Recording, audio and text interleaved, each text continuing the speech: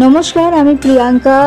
আর আজকে আপনাদের সকলকে আমার চ্যানেলেতে স্বাগত জানাই। আজকে আমি একটু আমাদের ডেলি বেসিসে আজ কি রান্না হচ্ছে সেইটার বিষয় নিয়ে আপনাদের সাথে একটু শেয়ার করতে চলেছি। তো সকলেই জানো এটা কি, সকলে বলতে বিশেষ করে আমাদের বাঙালিরা তো অবশ্যই জানো যে এটাকে কি বলা হয়।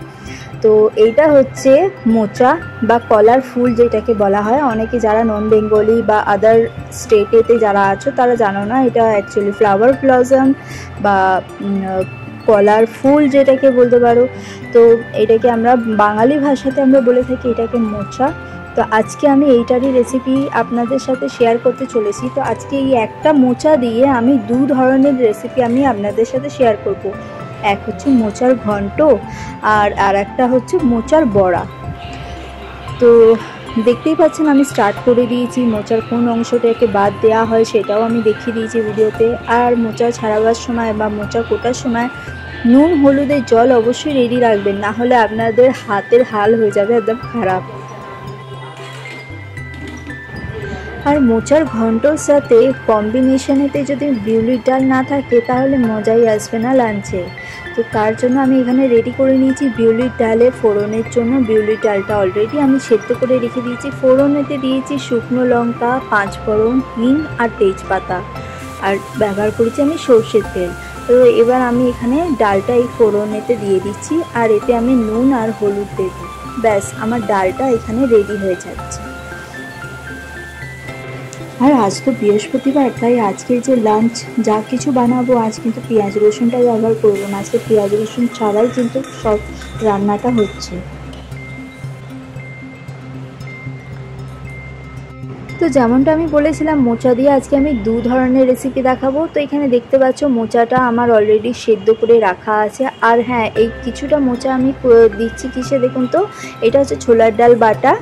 তাতে একটা আলুকে আমি ক্রাশ করে দিয়েছি, আর ধনে গুঁড়ো, নুন, সামান্য 2-4টে দানা চিনি দিয়েছি, আর লঙ্কা সব দেওয়া আছে এখানে দিয়ে আমি ওই মিক্সচারটাকে রেডি করবো। আর এইদিকে আমার মোচার ঘন্টটাও চাপিয়ে দিচ্ছি। মোচার ঘন্টর জন্য তেলেতে আমি জিরে, শুকনো লঙ্কা, তেজপাতা ফোড়নে দিয়েছি, দিয়ে আলু আর ছোলার ডালকে আমি আগে থাকতে ভিজিয়ে রেখে দিয়েছিলাম।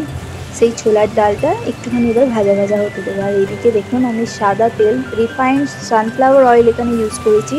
আর এই বড়াগুলোকে আমি ভেজে তুলে রাখবো।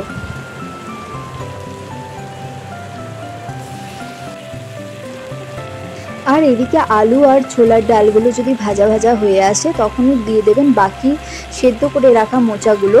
এবার এতে দিয়ে দিলাম। আর এর সাথে এই যে মশলাটা আমি ইউজ করেছি এখানে টমেটো, আদা, কাঁচা লঙ্কা, ধনে, জিরে আর গোটা গরম মশলা পেস্ট করে আমি এতে দিয়ে দিলাম। এবার এইগুলোকে ভালো করে কষিয়ে নেব। তো এদিকে অলরেডি এক পাশে আমি তরকারিটা কষাচ্ছি আর একদিকে বড়াগুলো ভাজা হতে থাকছে। তো দেখবেন আস্তে আস্তে এখানে যেই কষানোটা হয়ে যাবে, তেল ছাড়তে লাগবে, বোঝা যাবে, মানে স্মেলগুলো পাবেন মশলাটার যখন ভালোভাবে কষা হয়ে যাবে। এইদিকে দেখুন বড়াগুলো ভাজা হয়ে এসছে, লাল লাল হয়ে গেছে বেশ। এই বড়াগুলো এবার আমি রাঙা রাঙা লাল পাড়া হয়ে গেলে এবার আমি তুলে রেখে দেবো। আবার আর একটা ব্যাচ আমি বড়া ছাড়তে এখানে শুরু করে দিয়েছি। তো এখানে তরকারিটা এমনি একটু জল দিয়েছি, দিয়ে এটা আরেকটু ভালোভাবে সেদ্ধ হোক, দিয়ে চাপা দিয়ে দিয়েছি যার জন্য। আর বড়া তো এখানে অনেক কটা ভাজা হয়ে গেছে, কোটা কত আমি মাকে বড়া দিয়ে আসি।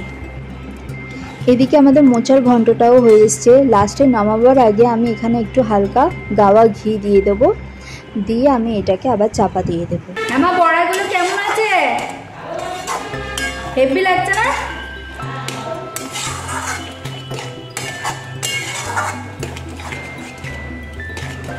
তো আমাদের আজকে মোচার বড়াগুলো সত্যি অসাধারণ খেতে হয়েছে, আর সাথে মোচার ঘন্টটাও রেডি হয়ে গেছে।